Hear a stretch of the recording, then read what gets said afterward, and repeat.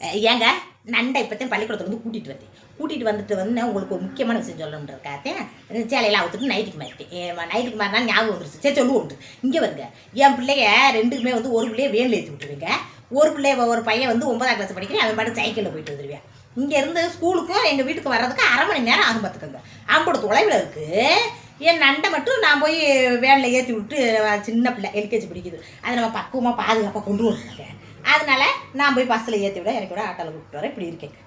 என் மகன் என்ன செய்யுது, எனக்கு வேனில் ஒரே கூட்டமாக இருக்குது, நின்றுக்கிட்டே வர்றது கால் வலிக்குது, கிருன்னு தலை சுற்றி இன்றைக்கி கீழே விடுறது பார்த்துட்டேன்னு.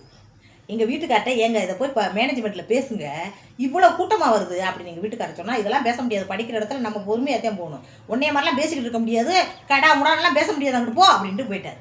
எனக்கு மனசு ஒரே கவலை, என் பிள்ளைக்கு வேறு முடியாத விட பார்த்துங்க, குளிர்காலத்தில் ரொம்ப முடியாமல் போயிடும். அது என்ன சொல்லுது, கிருன்னு தலை சுற்றி எனக்கு தலை சுத்தல் வருது.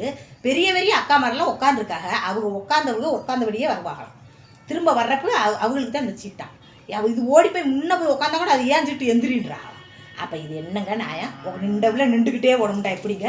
இன்றைக்கி போயிட்டேன் மேனேஜ்மெண்ட்டில் போய், இங்கே வருங்க, நான் இந்த ஏரியாவில் குடியிருக்கோம், இப்படி வந்து என் பிள்ளை நின்றுக்கிட்டே வருது, ரொம்ப கஷ்டப்படுது, மயக்கமாக வருதுன்றது. நீங்கள் என்ன சொல்கிறீங்க? எங்களுக்கு வேணும் டயத்துக்கு வர்றதுக்கு பத்தலை, அப்படி தான் ஏற்றிட்டு வருவோம். சரி, நீங்கள் அப்படியே ஏற்றிட்டு வாங்க, ஆனால் வேன் பீஸு கொடுக்க மாட்டேன், வேனை மறைச்சி பிள்ளையை ஏற்றி விடுவேன்.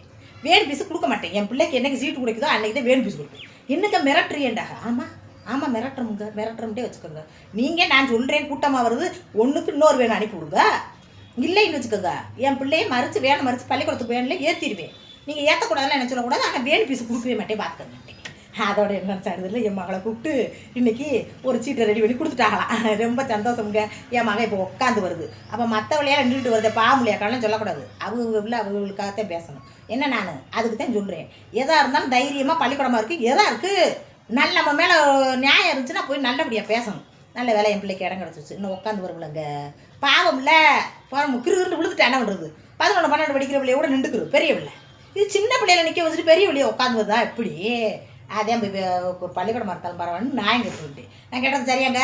சண்டை லைக் பண்ணுங்க. நண்டு கட் பண்ணிப்பா. ஆமாம், நண்டு கட் பண்ணுறக்கா நிற்கிது.